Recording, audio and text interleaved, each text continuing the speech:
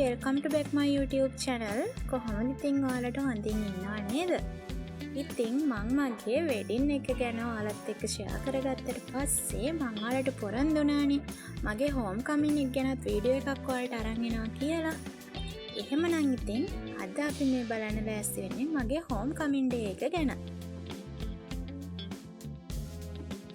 ඉතින් වීඩියෝ එකට යන්න කලින් ඔයාලා තාම මාව subscribe කරලා නැත්නම් මාව subscribe කරලා notification button එකත් on එකේ තියාගන්න. එතකොට මම අලුතින් ගේන වීඩියෝස් ඔක්කොම ඔයාලට ළඟටම ගෙන්න ගන්න පුළුවන්.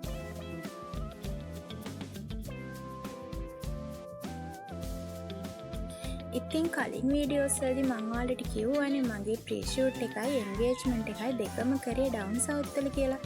ඉතින් ඒ නිසා කැන්ඩියන් ඇඳලා මගේ වෙඩින් ඩේ එකේ ෂූට් එක කරේ නුවර වැවරවුමේ.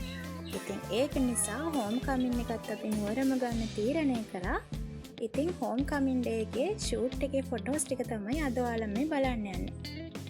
ඉතින් නුවර තියෙන ගොඩක්ම ලස්සන view එකක් තියෙන හරිම ලස්සන ලොකේෂන් එකක් තමයි අම්බුලාව කියන්නේ. ඉතින් මම පොඩි කාලේ ඉඳලම මේ අම්බුලාව කියන ලොකේෂන් එකට හරිම ආසයි. ඉතින් මගේ මේ ලස්සන දවස අම්බුලාවෙම ෂූට් එක කරගන්න ඕනි කියලා මම තමයි තීරණය කළේ. ඉතින් ඒ තීරණයට අපේ ගෙදර ඔක්කොමලා කැමති වුණා.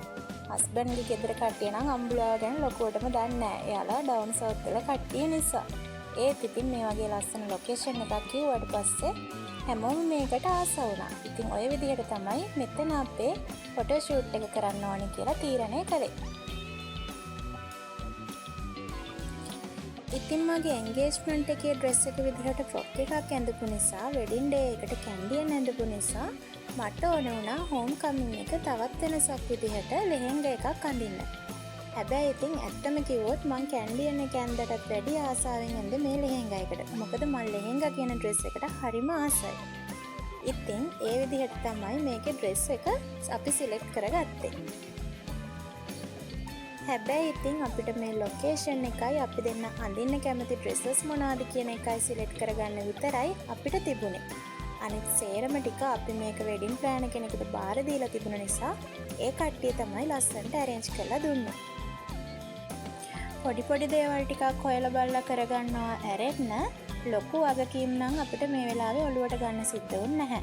මොකද වෙඩින් ප්ලෑනර් තමයි ඒ හැම දෙයක්ම බලලා කරලා ලස්සනට ටයිම් arrange කරලා ඒ හැම දෙයක්ම අපිට කරලා දුන්නේ.